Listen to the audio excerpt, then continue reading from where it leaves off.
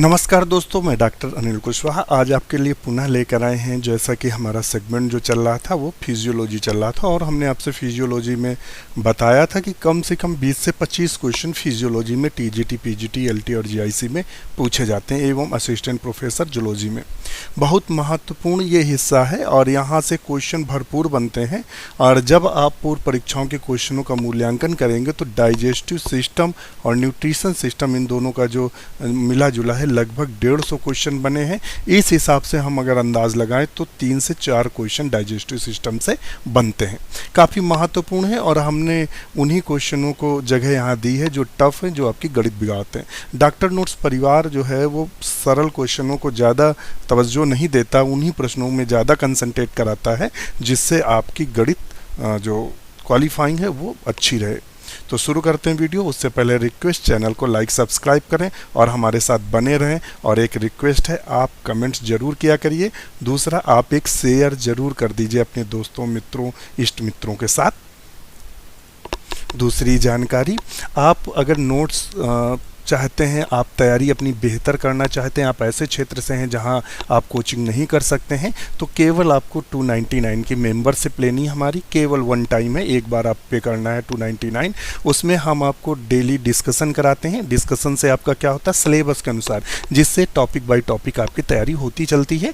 और आपको नोट्स मिलते हैं हिंदी भाषा में और इंग्लिश दोनों भाषाओं में, प्रिंटेड और हैंड रिटेन नोट्स और पीडीएफ बुक। वो बुक जो मार्केट में बहुत महंगी है, जो TGT, PGT, LT, GIC coaching के जो लोग होते हैं वो यूज़ करते हैं, वो बुक्स भी हैं, नोट्स भी हैं कंप्लीट। और इसके अलावा हमारे उत्तराखंड और डीएसएसबी की जो तैयारी कर रहे हैं उनके लिए हमने केमिस्ट्री का भी नोट्स उपलब्ध करा दिया है ग्रुप में, वो भी फ्री ऑफ कास्ट है। इनका कोई भी चार्ज आपसे नहीं लिया जाता है।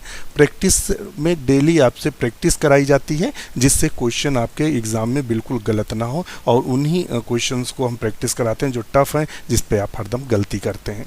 दूसरा, यदि आप सिर्फ सोच रहे हैं हमसे जुड़ने के लिए, डॉक्टर परिवार की सदस्यता लेने के लिए, तो तुरंत और बहुत शीघ्रता करें, क्योंकि डेटें लगभग घोषित होने लगी हैं। और जैसा कि जीआईसी की डेट घोषित हो चुकी है, असिस्टेंट प्रोफेसर यानी जीडीसी की डेट घोषित हो चुकी है, और टीजीटी, पीजीटी की डेट किसी भी दिन घोषित हो जाएगी और 1 माह या 1.5 माह का आपको समय मिलेगा। और आप सब जानते हैं कि टीजीटी, पीजीटी का पूरा सिलेबस पढ़ने में लगभग 6 माह लगते हैं। काफ़ी ब्रॉड सिलेबस है, तो आप जितनी जल्दी जुड़ेंगे उतना जल्दी हमसे लाभ ले लेंगे। और आप हमारे जो प्रैक्टिस सेट हैं और डिस्कशन ग्रुप है और नोट्स हैं, सबका लाभ ले लेंगे। और आप तब जुड़े, तब क्या जुड़े, जब मान लेते हैं 15 दिन एग्ज़ाम के रहेंगे और तब जुड़ते हैं, तो आपको कहाँ से लाभ हो पाएगा। क्योंकि जो डिस्कशन निकल रहा है वो निकल रहा है, जो प्रैक्टिस सेट डेली निकल रहा है वो तो आपके हाथ से फिसलता जा रहा है। तो बिना देरी किए जुड़े हमारे साथ। इसके लिए करना क्या है, आपको गूगल पे से 299 का पे करना है, या फिर फ़ोनपे से करना है,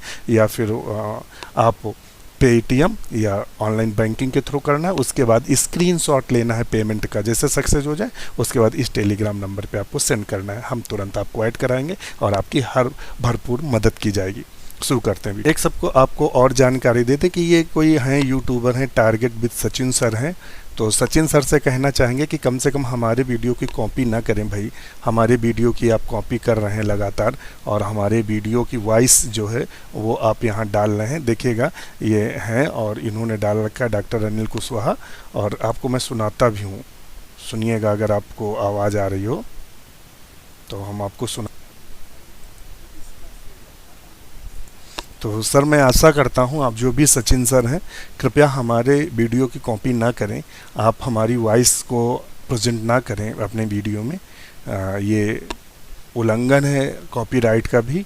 तो प्लीज़, आप समझदार हैं तो कृपया ऐसा ना करें। अगर आप हमें देख रहे हैं तो ऐसा ना करें। शुरू करते हैं वीडियो। क्वेश्चन पे नज़र डालते हैं। और क्वेश्चन इससे पहले हमने आपसे पूछा था, the longitudinal muscular fold in the inner wall of stomach are called. आमाशय के आंतरिक भित्ति में अनुदैर्घ्य पेशी वलन को कहते हैं। तो हमने बताया था रूजी कहते हैं। क्या बोलते हैं? रूजी कहते हैं। और इसको हम दिखा भी दें तो आप इस पिक्चर पे नज़र थोड़ा सा डाल लीजिएगा, क्योंकि हम यहाँ जो नॉलेज आपको दे रहे हैं वो भूले ना, एग्जाम में क्वेश्चन चूँकि बन रहे हैं। तो ये देखिए, ये वाले जो फोल्ड हैं, ये देख रहे हैं फोल्ड, इन्हीं को हम रूजी के नाम से जानते हैं। तो आप कन्फर्म हो गया होगा। नेक्स्ट क्वेश्चन क्या बोलता है, सकस इंटेरिकस इज सिक्रीटेड बाय, सकस इंटेरिकस का श्रावण किससे होता है। ये क्वेश्चन टीजीटी बायोलॉजी 2002 में पूछा गया था, सकस इंटेरिकस का श्रावण किससे होता है। तो हम आपको बता दें कि जो सकस इंटेरिकस है तो इसके बारे में तो एक थोड़ा सा कॉन्सेप्ट समझ लीजिएगा। जो इंटेस्टाइन होती है, इंटेस्टाइन में ग्लैंड पाई जाती है जिसको हम बोलते हैं कौन सी, लीवर कुहन। तो लीवर क्रिप्ट्स ऑफ लीवर कुहन पाए जाते हैं। इन्हीं क्रिप्ट्स ऑफ लीवर कुहन में खुलते हैं ब्रूनर ग्लैंड। क्या खुलती है, ब्रूनर ग्लैंड। इनमें ब्रूनर ग्लैंड खुलती है। फिर से सुन लीजिएगा, आंत जो होती है, आंत में एक ग्रंथि खुलती है, यानी जो आंत होती है, इसको हम आपको चित्र से दिखा, तो इस चित्र पे नज़र डाल लीजिएगा। चित्र हम इसलिए आपको दिखा रहे हैं जिससे एक भी क्वेश्चंस की गलती ना हो और दिमाग पे फिक्स हो जाए। तो देखिएगा, ये जो इंटेस्टाइन है और इंटेस्टाइन का ये माइक्रोविलाई वाला एरिया, ये आंत है, आंत के अंदर इस तरह की संरचना पाई जा रही है जिसे हम विलाई के नाम से जानते हैं। यही क्या होता है, खड्डे पाए जाते हैं या गड्ढे पाए जाते हैं जिसे इंटेस्टाइनल क्रिप्ट या क्रिप्ट्स ऑफ लीवर कुहन पाए जाते हैं। तो एक क्वेश्चन बनता है, क्रिप्ट्स ऑफ लीवर कुहन कहाँ पाया जाता है, तो crypts of Lieberkühn intestine या आंत में पाया जाता है। इसका आंसर ये होगा। फिर क्वेश्चन बनता है कि क्रिप्ट्स ऑफ लीवर कुहन में कौन सी सेल्स होती हैं, तो कंसिस्टिंग म्यूकस सिक्रेटिंग सेल जिसे गोबलेट सेल्स बोलते हैं। तो ये भी क्वेश्चन बनता है कि गोबलेट सेल किसका श्रावण करती हैं, तो प्रायः म्यूकस का करती हैं। एंजाइम सिक्रेटिंग पैंच सेल्स।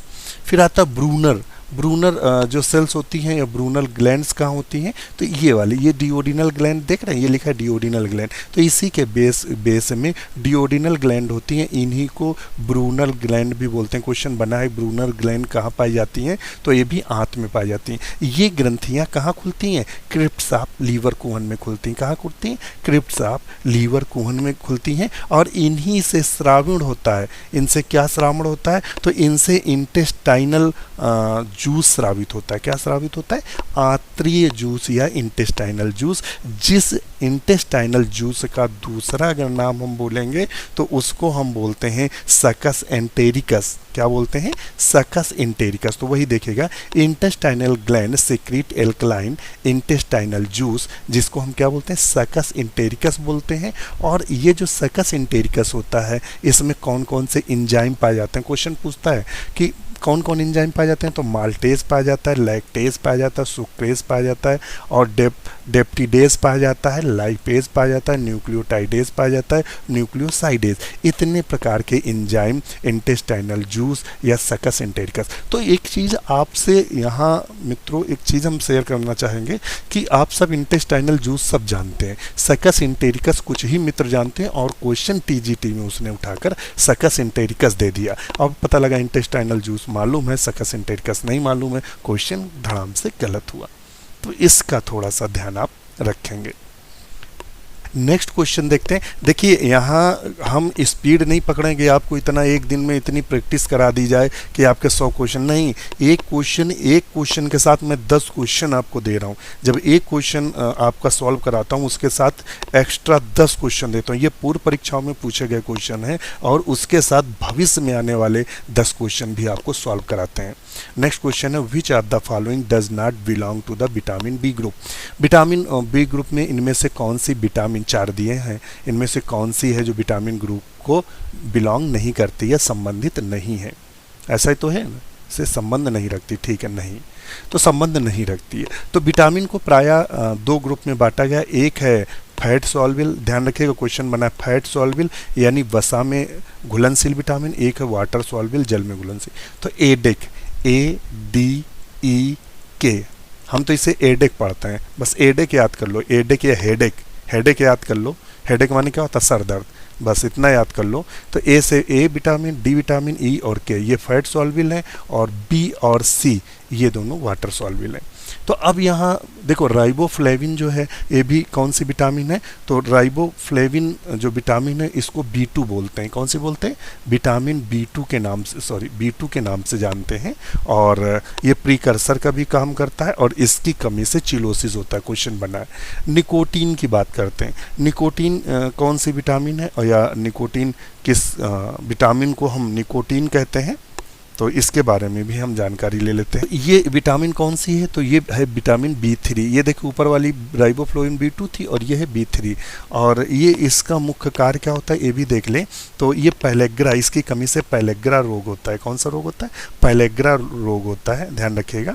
और black tongue disease of dog होता है, डॉग में ब्लैक टंग, काली जीभ पड़ जाती है, तो ये रोग होता है। और फिर आता है साइनोकोबालामिन, ये B12 है।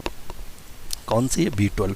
तो ये सब तीनों कौन सी हैं, बी से संबंधित है। B2, B3, B12 दिया है। अब बता टोकोफेरॉल, तो टोकोफेरॉल को विटामिन ई कहते हैं, जिसे ब्यूटी विटामिन के नाम से जानते हैं। तो ये विटामिन अलग है, ये बी के समूह में नहीं आती है। समझ गए होंगे। आपको बहुत धीरे धीरे और आपके दिमाग में फिक्स करने की हम कोशिश कर रहे हैं। अगर इस विटामिन में देखेंगे तो यहाँ कम से कम 6 क्वेश्चन बने हैं। हमने राइबोफ्लेविन की पूरी बात कर दी, निकोटीन की बात कर दी, साइनोकोबालामिन की बात की, टोकोफेरॉल की बात कर दी। तो यहाँ से लगभग 6 क्वेश्चन आपके तैयार हुए और एक ये वाला जो क्वेश्चन हमने सॉल्व कराया वो। तो इस प्रकार 7 से 8 क्वेश्चन 1 या 2 मिनट में सॉल्व हो रहे हैं। नेक्स्ट क्वेश्चन देखते हैं। नेक्स्ट क्वेश्चन देखता है, the end product of carbohydrate digestion of, carbohydrate पाचन के अंतिम उत्पाद हैं।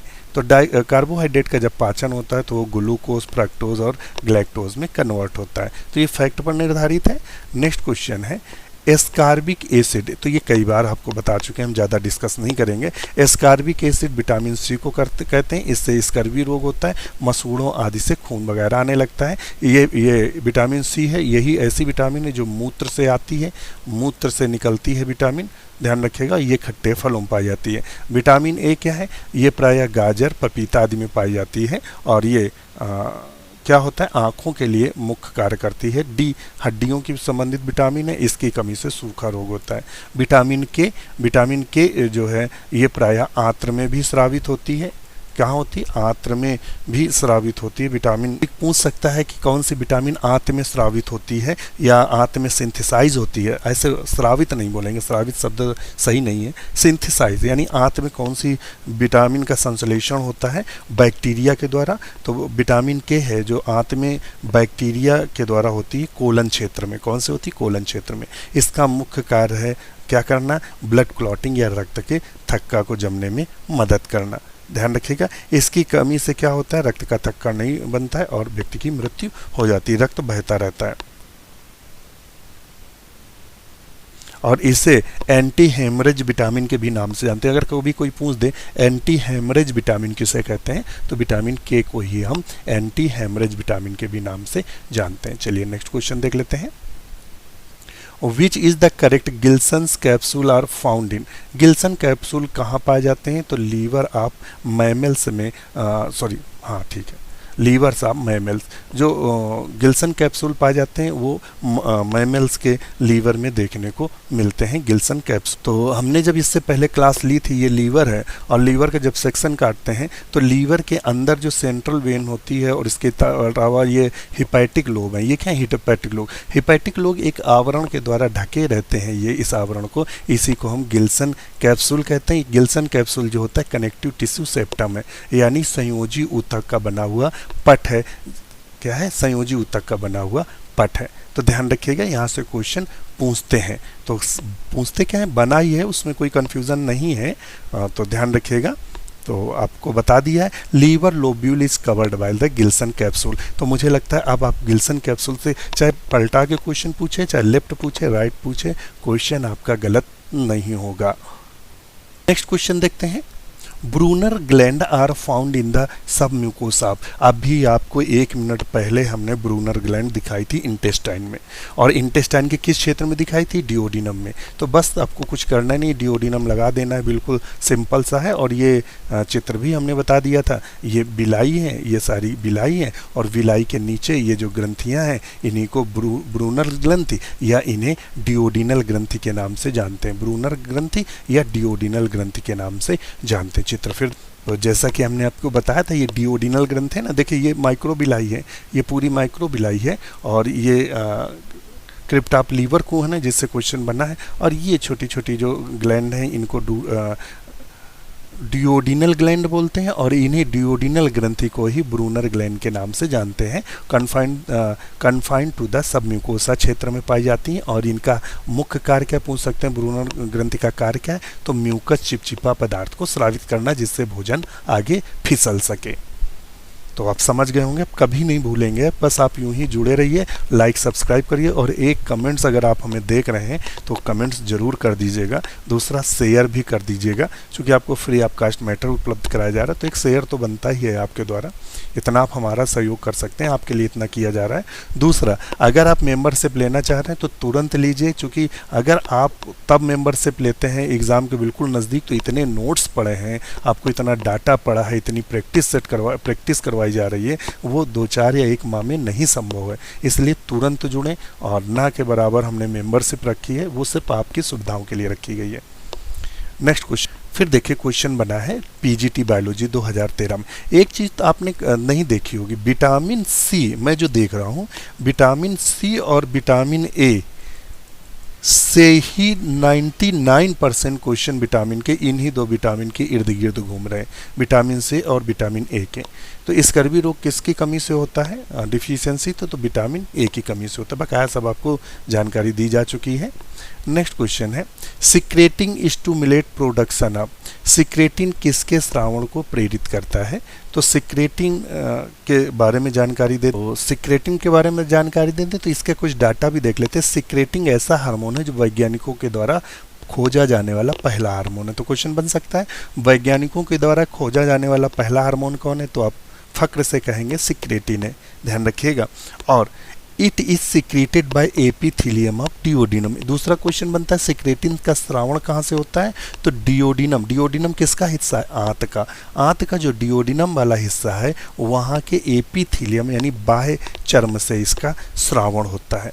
और ये क्या करता है, it release bicarbonates in the pancreatic jute, it increase the secretion of bile. तो ध्यान रखिएगा। तो 2 अलग अलग किताबों का मैटर हम आपको बता दें। एक जगह उसने दिया है कि बाइल जूस को भी प्रेरित करता है सिक्रीशन के लिए, बाइल जूस को भी प्रेरित करता है। दूसरा पैंक्रियाटिक जूस के सिक्रीशन को प्रेरित करता है। तो यहाँ अगर सबसे मतलब अच्छा आंसर लिया जाएगा तो वो आएगा पैंक्रियाटिक जूस। ये क्या करता है, किसके स्रावण को प्रेरित करता है, तो पैंक्रियाटिक जूस के स्रावण को प्रेरित करता है। Chymotrypsin is a component of, chymotrypsin किसका घटक है, ये क्वेश्चन पूछ रहा है। काइमोट्रिप्सिन जो है वो प्रायः किसका घटक है, तो काइमोट्रिप्सिन की जब बात कर, ये प्रायः घटक किसके हैं, तो ये पैंक्रियाटिक जूस का घटक है काइमोट्रिप्सिन। काइमोट्रिप्सिन और ट्रिप्सिन देखना, इसकी एक मेडिसिन आती है ट्रिप्सिन और काइमोट्रिप्सिन की। तो जब जैसे आपको गांठों में या कहीं चोट लग जाती है, स्वेलिंग ज़्यादा होती है, तो डॉक्टर आपको काइमोफ्लेम के नाम से एक दवा देता है, कॉम्बीफ्लेम नहीं, काइमोफ्लेम। उसमें ट्रिप्सिन और काइमोट्रिप्सिन होती है जो प्रायः सूजन को कम करती है, ध्यान रखिएगा, ये एक्स्ट्रा फैक्ट है। और सलाइवा कहाँ बनती है, तो माउथ में लार ग्रंथियों द्वारा बनती है। गैस्ट्रिक जूस क्या होता है, तो गैस्ट्रिक जूस आप सब जानते हैं आंतों से निकलता है। बाइल क्या है, ये लीवर में बनता है और इसमें कोई एंजाइम नहीं पाया जाता है। नेक्स्ट क्वेश्चन देखते हैं, digestive system is completely absent in, यानी पाचन तंत्र पूर्ण रूप से नहीं पाया जाता है। तो पाचन तंत्र किस में नहीं पाया जाएगा, तो प्रायः ऐसे में पाया नहीं जाएगा जो आंतरिक परजीवी हों। चूँकि जो आंतरिक परजीवी होंगे तो मतलब क्या होगा, वो पचा पचाया भोजन लेंगे, और जब पचा पचाया भोजन लेंगे तो उनको पचाने की क्या ज़रूरत है, तो वो कौन से होंगे, सिस्टोट्स होंगे। लार्जेस्ट ऊशोफेगस इज फाउंड इन, तो देखिए ऊशोफेगस क्या होता है, गर्दन, वैसे एलिमेंट्री कैनाल या जो हमारी आहार नाल है, तो आहार नाल क्या होगा, उसमें लंबी होगी, जिसमें गर्दन लंबी होगी। तो डॉग फिश में गर्दन लंबी होती है या फ्रॉग में लंबी होती है, स्पैरो में या जीराफ में, आप बताएं तो गर्दन सबसे किसकी लंबी होगी, तो सिंपल सी बात है, जीराफ की गर्दन सबसे बड़ी, बहुत लंबा होता है भाई। ऐसे मान लो, माउस से जैसे बन पा रहा है, मान लो ये जीराफ है ये, तो इसकी गर्दन कितनी, बहुत लंबी है। तो इसका मतलब ऊशोफेगस इसमें सबसे लंबी होगी, तो ऑप्शन इसको हम सी ही सही कर देंगे। कुछ तो क्वेश्चन ऐसे होते हैं जो कॉमन सेंस पे सही किए जाते हैं, आप पढ़ें ना पढ़ें, पढ़ने की ज़रूरत नहीं होती, सिर्फ कॉमन सेंस पे क्वेश्चन सही कर लिए जाते हैं और जो कॉमन सेंस से संबंधित होते हैं। नेक्स्ट क्वेश्चन देख लेते हैं, तो ऑप्शन इसका क्या लगाएंगे, C. Deficiency of vitamin B12 causes which the following disorder. B12 vitamin से क्या होता है, तो इससे होता है पर्नीशियस एनीमिया। पहले एनीमिया के बारे में जान लेते हैं।